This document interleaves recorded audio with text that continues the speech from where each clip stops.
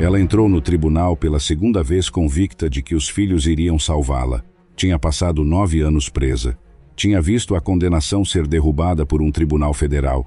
Tinha saído pela porta do presídio após quase uma década, pisado num estacionamento de manhã cedo, entrado num carro sem algemas, sem correntes livre.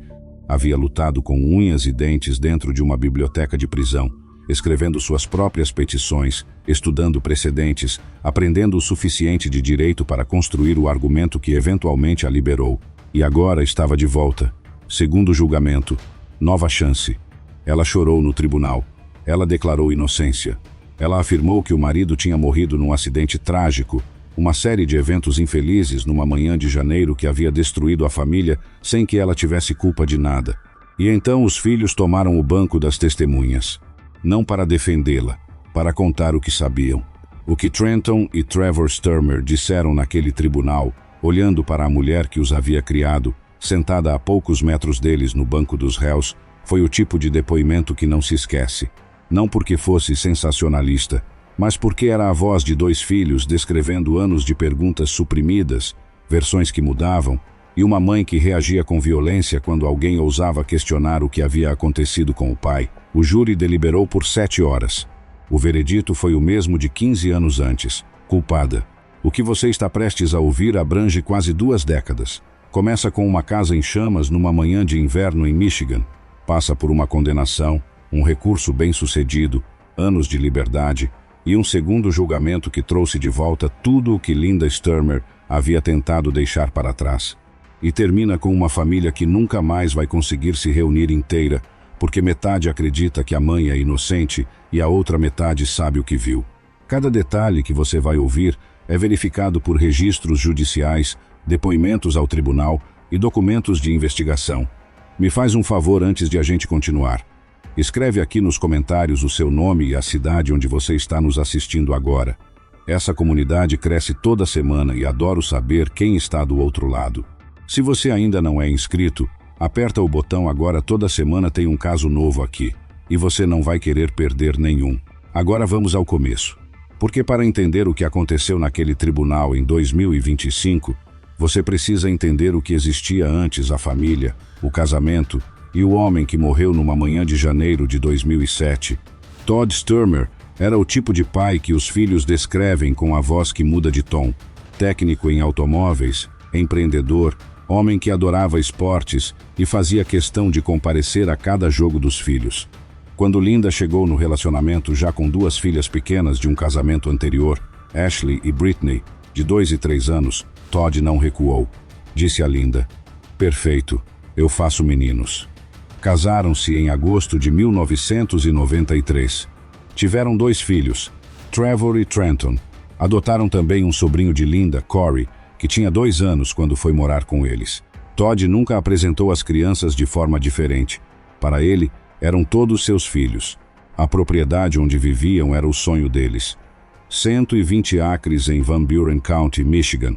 Todd havia projetado cada detalhe da casa ele mesmo. Havia um pasto para cavalos, espaço, ar, a sensação de ter construído algo que durava. Por um tempo, durou. Os problemas foram chegando aos poucos. Dívidas. Todd tinha empréstimos da mãe, prestações atrasadas, um negócio que não gerava o que deveria. Os filhos mais velhos descreveram brigas sobre dinheiro que eram constantes e crescentes. Linda tinha 31 cavalos na propriedade e uma linha de crédito de $25 mil para mantê-los. Todd achava que os cavalos estavam consumindo a família financeiramente. Linda insistia que os cavalos se pagavam com o lucro da pensão que cobrava de outros proprietários. O casamento foi rachando. E então, no início de janeiro de 2007, Todd descobriu que Linda estava tendo um caso com um colega de trabalho chamado Chris Williams. O que havia sido tensão silenciosa virou confronto aberto. Na noite de 6 de janeiro, uma sexta-feira, Todd e Linda brigaram de uma forma que os filhos descreveram como diferente de tudo que haviam visto antes, mais intensa, mais definitiva. Ashley, filha mais velha de Linda, ligou para a casa naquela noite. Todd atendeu e disse a ela: "Sua mãe não está aqui, mas eu tive uma conversa com Deus. Ainda não decidi, mas um de nós vai sair daqui num caixão, ou eu ou ela."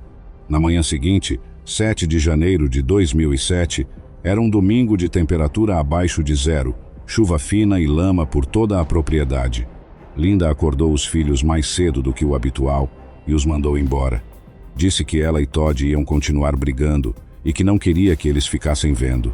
Os meninos tentaram se despedir do pai. Linda os impediu. Disse que Todd estava dormindo e que não deveriam acordá-lo. Eles foram. Poucas horas depois, a casa estava em chamas. O que aconteceu naquela manhã, entre o momento em que os filhos saíram e o momento em que os vizinhos chegaram correndo ao ver o fogo, é o centro de tudo. E há duas versões completamente incompatíveis do que ocorreu. A versão de Linda: ela estava fazendo lavanderia no porão quando ouviu Todd gritar. Subiu correndo. Encontrou a sala em chamas. Não conseguiu chegar até ele porque havia fogo entre os dois. Saiu pela porta da frente sem sapatos e sem celular. Entrou na van para buscar ajuda. E então, enquanto tentava manobrar no terreno lamacento, viu Todd do lado de fora queimado, se debatendo, e perdeu o controle do veículo. Não sabia que havia atropelado o marido. Não sabia que havia passado sobre ele. A versão que os investigadores construíram ao longo dos anos seguintes. Linda havia ido ao posto de gasolina naquela manhã. A atendente testemunhou que viu Linda colocando a mangueira não no tanque do carro, mas através da janela traseira enchendo uma lata que foi encontrada depois no pátio da casa. O recibo do posto mostrava que Linda havia gasto pouco mais de $11. Não é suficiente para completar o tanque de um carro. Linda disse que havia comprado leite e abastecido o veículo. $11. Pense nesse número por um momento. $11 não enchem o tanque de nada, mas enchem uma lata de gasolina. Os investigadores encontraram vestígios de combustível nas roupas de Todd. Os padrões de queimadura na cena eram consistentes com aceleração intencional. Alguém havia espalhado combustível antes de atear fogo. A van de Linda tinha sangue no para-choque dianteiro e no chassis. Todd foi encontrado no lado da casa, não na frente, onde Linda disse que o havia visto pela última vez, o que sugeria que o veículo havia percorrido uma distância com ele embaixo. Todd ainda estava vivo quando os vizinhos chegaram. Estava tão gravemente queimado que os paramédicos não conseguiram conectar um desfibrilador, não havia pele intacta suficiente. Ele morreu no caminho para o hospital, de queimaduras graves e trauma contuso. Trauma contuso, as palavras que a versão de Linda nunca conseguiu explicar de forma satisfatória. 2 anos de investigação. E em junho de 2009, Linda Sturmer foi presa. O julgamento começou em janeiro de 2010. As evidências eram principalmente circunstanciais. A viagem ao posto, a lata de gasolina, os padrões de queimadura, o sangue no veículo. Uma ex-colega de trabalho chamada Kate Fox testemunhou que Linda havia mencionado em conversas anteriores diferentes maneiras de se livrar do marido, incluindo atropelá-lo com o carro. Uma informante da prisão disse que Linda havia admitido ter iniciado o incêndio enquanto Todd estava dormindo. A defesa tentou criar dúvida razoável. O advogado de Linda argumentou que Todd havia iniciado o fogo. Ele mesmo havia sido suspeito em 2 incêndios anteriores em propriedades suas, ambas as vezes com dívidas pendentes e necessidade de dinheiro. Mas o advogado cometeu um erro que custaria caro. Não chamou nenhum perito em incêndios para contestar a teoria da acusação. O júri deliberou por algumas horas. Culpada de assassinato em 1º grau. Linda foi sentenciada à prisão perpétua sem possibilidade de liberdade condicional. Os filhos Trevor e Trenton respiraram pela primeira vez desde que o pai havia morrido. Sabíamos que ela era culpada, Trevor disse depois. E finalmente conseguíamos respirar. As filhas Ashley e Brittany perderam a família naquele dia.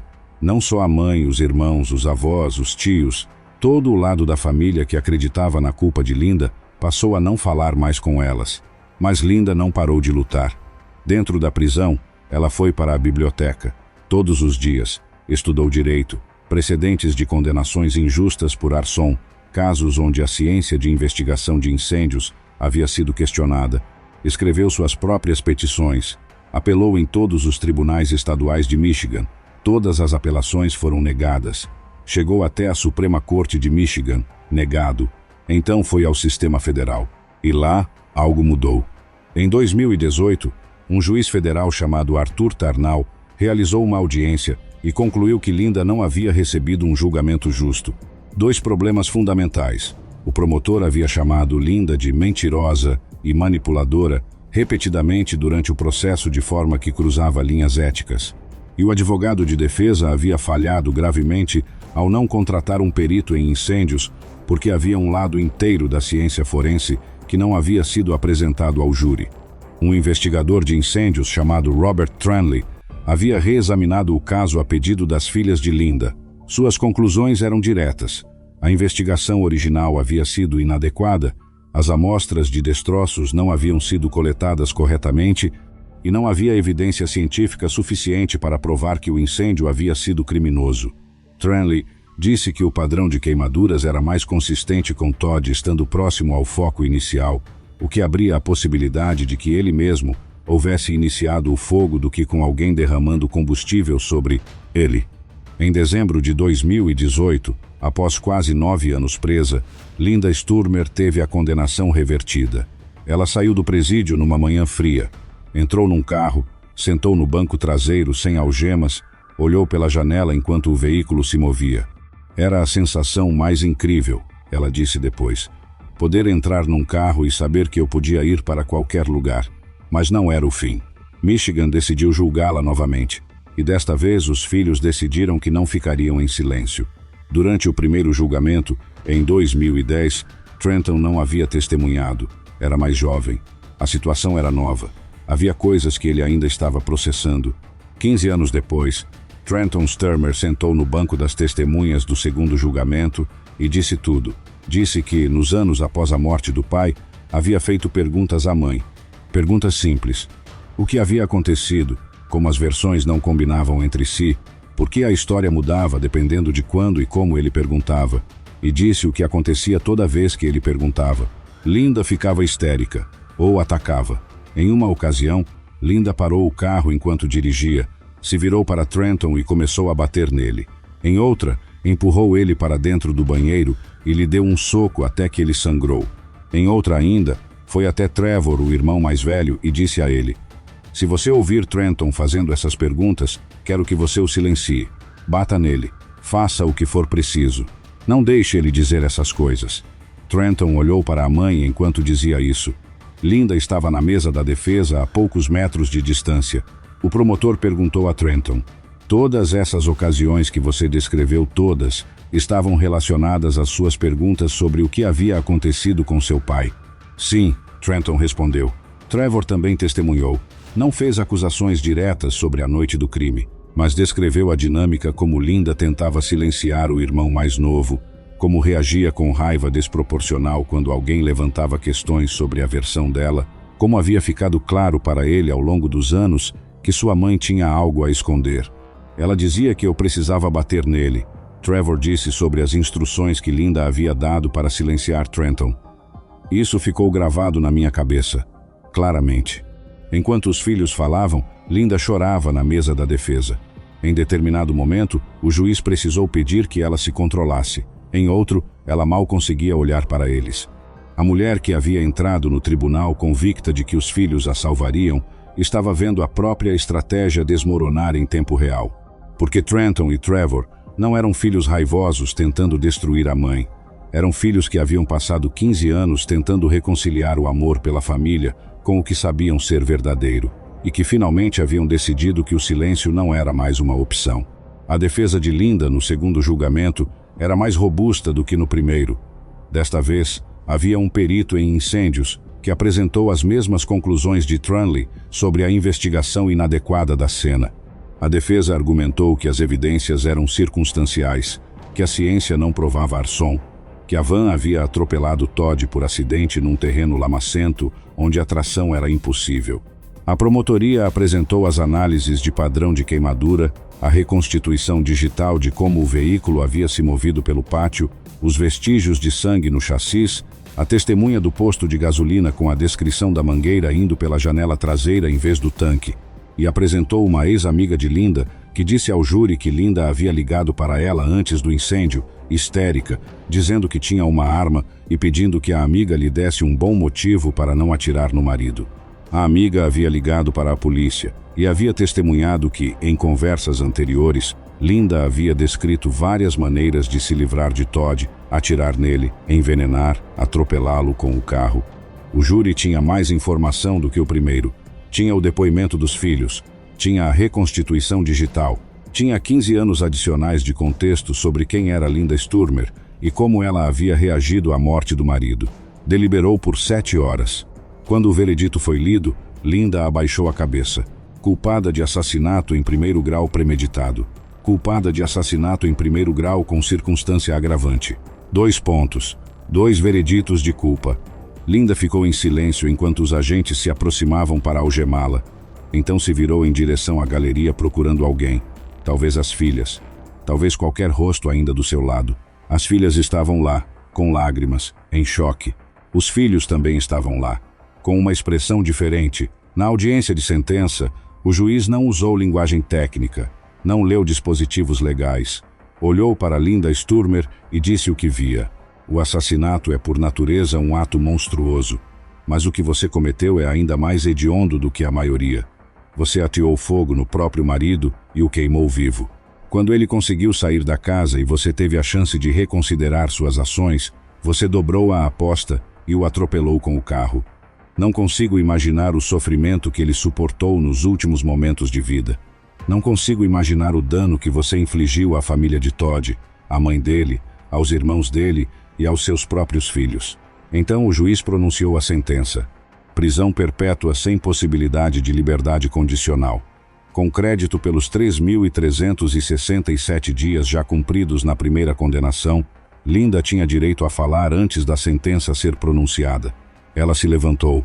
Eu vim a este tribunal cheia de esperança, ela disse. Esperança de que as perguntas que ficaram sem resposta por tanto tempo finalmente fossem respondidas. Que ficasse provado para todos que a tragédia que tirou Todd das nossas vidas foi um acidente e não um crime.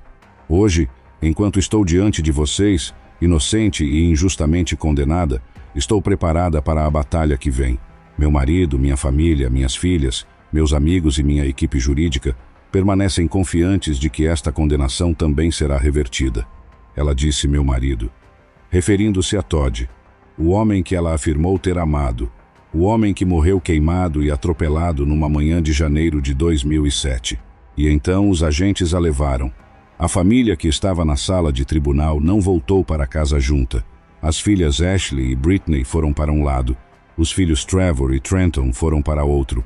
É assim desde 2010. É assim desde a primeira condenação, quando as filhas decidiram acreditar na mãe e os filhos decidiram acreditar no que sabiam. Eu perdi meus irmãos, Ashley disse numa entrevista. Perdi meus avós, meus tios, porque acreditei na minha mãe. Trevor, quando perguntado se conseguiria reconstruir algum dia o relacionamento com as irmãs, disse que não sabia, que o que havia acontecido havia dividido a família de uma forma que não tinha conserto simples. Trenton, que havia sido agredido repetidamente por fazer perguntas sobre o pai, que havia sido instruído pelo próprio irmão mais velho, amando da mãe, a ficar quieto, que havia passado 15 anos carregando tudo isso antes de finalmente falar no tribunal, disse simplesmente que precisava que a verdade fosse dita. Todd Sturmer tinha 53 anos quando morreu.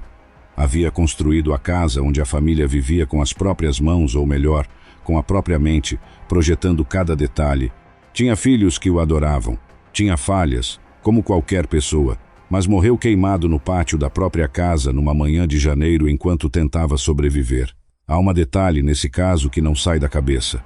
Os filhos tentaram se despedir do pai naquela manhã antes de sair. Linda os impediu. Disse que Todd estava dormindo e que não deveriam acordá-lo. Eles nunca mais falaram com o pai. O que esse caso deixa não é uma pergunta sobre o sistema jurídico. O sistema funcionou 2 vezes, separadas por 15 anos, com uma reviravolta no meio que pareceu mudar tudo e no final não mudou nada. A ciência foi contestada. Os peritos discordaram, os advogados apresentaram teorias diferentes e no final, o que pesou mais foi a voz dos filhos. Não as análises forenses, não a reconstituição digital, não o recibo de $11 do posto de gasolina, embora ele importe. Foi Trenton descrevendo como a mãe o agredia quando ele fazia perguntas sobre o pai. Foi Trevor repetindo as palavras exatas que Linda havia dito. Se você ouvir ele fazendo essas perguntas, silencie-o, bata nele, faça o que for preciso. Palavras que ele disse não ter conseguido esquecer nunca. Às vezes, a evidência mais poderosa não é encontrada numa cena de crime. É encontrada na memória de alguém que viveu com a culpa ao lado e que finalmente decidiu falar. Se você chegou até o final desse caso, me conta nos comentários o que mais te impactou nessa história. O depoimento dos filhos contra a própria mãe, o recibo de $11 no posto de gasolina, ou o fato de que Linda saiu da prisão após 9 anos e foi condenada novamente? Inscreve no canal se ainda não fez isso. Toda semana tem um novo caso aqui no Sentença Final. A gente se vê no próximo expediente.